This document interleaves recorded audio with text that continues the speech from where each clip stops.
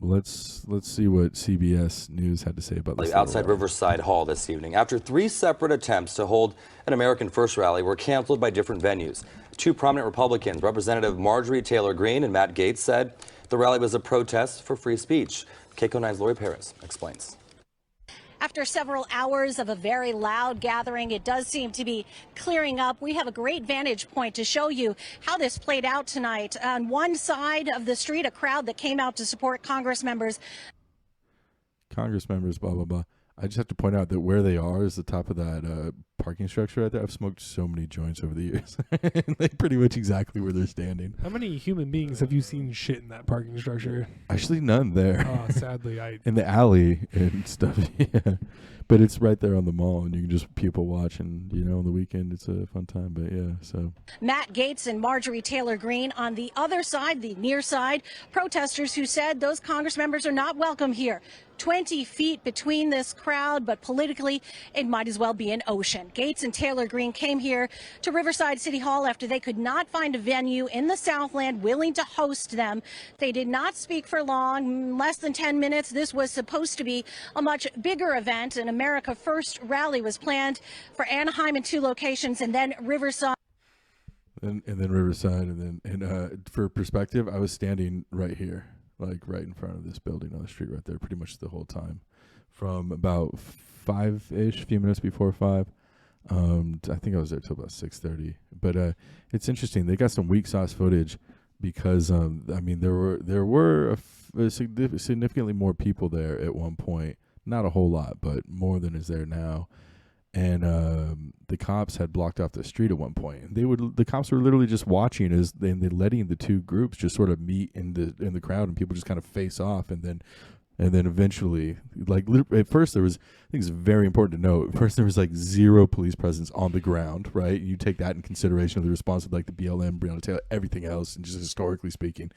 It was just, very telling. There was like 0 police presence until much later. And then they showed, eventually they're like, oh, I guess we better come down. You can see police officers. When I was coming into the area, I saw some in the back of the police station, like, milling about.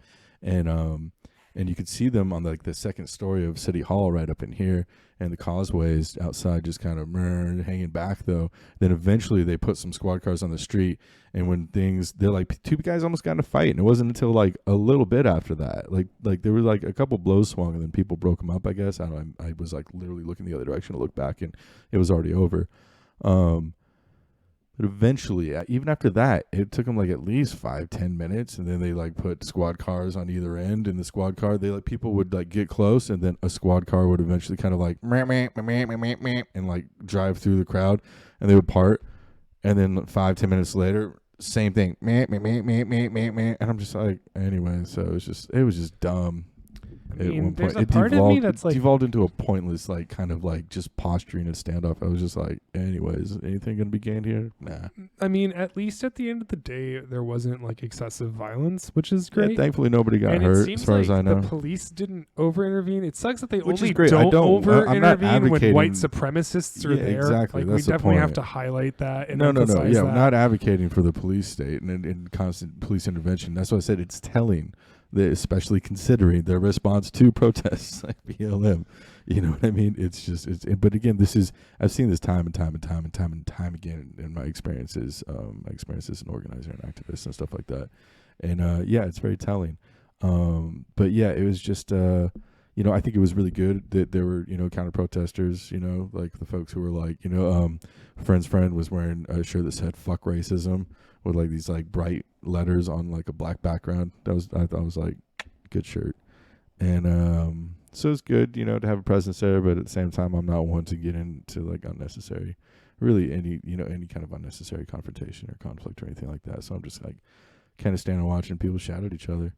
And it was it got pretty dull for me pretty quickly. It was just there out of like a morbid fascination. And then, I am affirming my political identity by standing here and shouting at you, the other.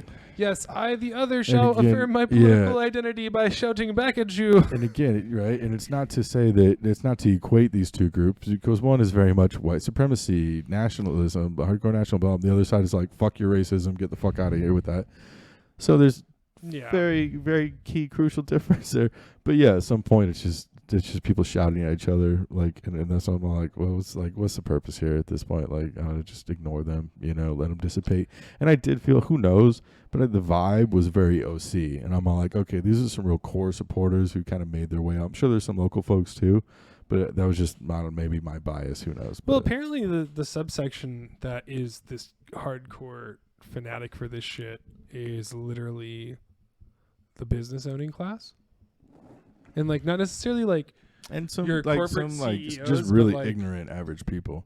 No, but like apparently like they're saying even with the January 6th protests, like the people who were able to go, like there was like a significant enough subset of them that were like of this like like the lady who took her private jet in and stuff like that. Yeah, but that's still just statistically that's a very small percentage of the overall population. And yes, they were overrepresented there, but that doesn't mean that they were like the only people there by any stretch of the imagination. What is it? But I feel you. I mean, they're coming from like the petite bourgeoisie to straight capitalist to imaginary capitalist, crowd. Like the people. What's that famous quote attributed to Michener? But I think it was some historian. It said, along the lines of socialism, communism, never really took hold in the United States the way it like socialist stuff in particular never took hold in the U.S. the way it did in like say Western Europe because something like because America's poor often envision themselves as temporarily embarrassed millionaires. It's like people who swallow that pill that we're all fed in the mainstream of this society.